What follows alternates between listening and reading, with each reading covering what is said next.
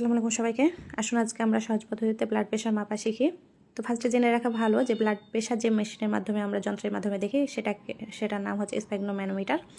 আর আমার হাতে যেটা দেখছেন এটার নাম আর্ম কাফ। তো এই আর্ম কাফটা আমরা হাতের যে আর্ম আছে এই আর্মে ঠিক সুন্দর এভাবে বেঁধে নিব। আর ব্লাড প্রেশারটা আমরা মেনলি ব্র্যাকিয়াল আর্টারিতে দেখি। তো মেশিনের সাথে যে মিটারটা আছে এই মিটারটা আমরা ঠিক উপরে এভাবে লক করে নিলাম। আর আমাদের এই যে পাম্পার যে একটা আছে এটা আমরা এভাবে ঠিক এভাবে লক করে নিব। দেন আমরা স্টেথোটা কানে দিয়ে আমরা ব্র্যাকিয়াল আর্টারিটা একটু ফিল করে নিয়ে ঠিক সেই জায়গা বরাবর যেখানে বিট দিচ্ছে ওই জায়গা বরাবর আমরা এভাবে রেখে দিলাম।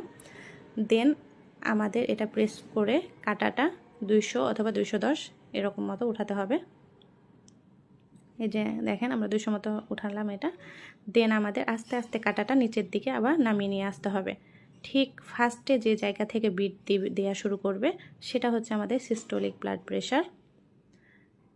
দেন আমাদের এভাবে প্রেস করে নিচের দিকে নামাতে থাকতে হবে। লাস্ট যে জায়গায় আবার বিটটা দিবে থেমে যাবে বিটটা, সেটা হচ্ছে আমাদের ডায়াস্টোলিক ব্লাড প্রেশার।